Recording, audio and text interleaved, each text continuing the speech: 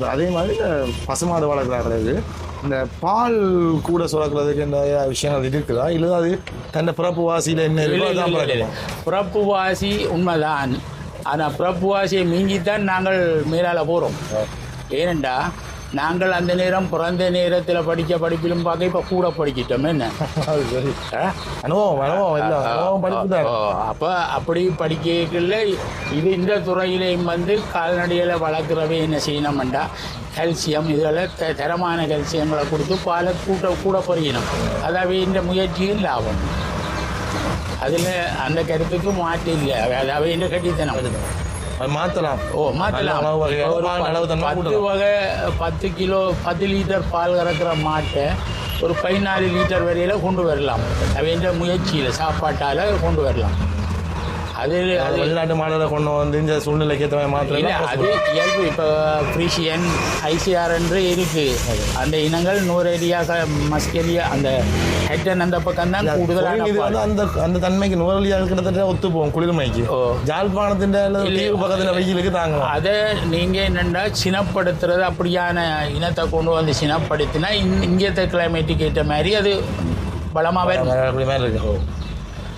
சரி, அது மாதிரி இந்த பால் என்ற விலை வந்து இப்படி இருக்குது. கிட்டத்தட்ட நான் கொஞ்சம் காலத்துக்கு முன்னுக்கு பார்த்த விலையை விட இப்போலாம் பயங்கரமாக இருக்குது.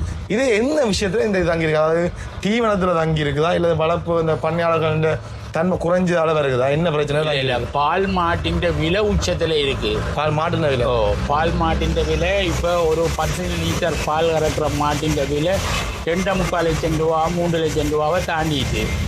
அப்படி இருக்கைக்கு அந்த கொள்முதலுக்கு ஏற்றதான் இந்த பாலை விற்பனை செய்யும். இப்போ பாலை விற்பனை செய்கிற 240 ரூபா 260 ரூபா என்று போகுது. அது அவைகளுக்கு ஒரு கட்டுமானம் இல்லை.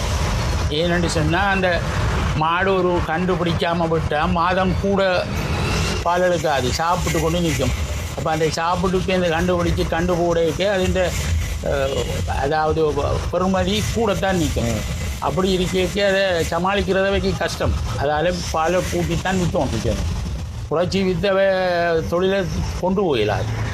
அது சரி அது சரி புரட்சி வித்த பிரயோஜனம் இல்லை. இப்போ ஏற்கனவே இந்த பண்ணையாளர்களோட சைடில் வந்து கொஞ்சம் பழைய ஆக்கள் செய்கிறதும் அந்த பழைய ஆக்களை சேர்ந்து வளர்ந்தாக்கள் தான் செய்யணும்.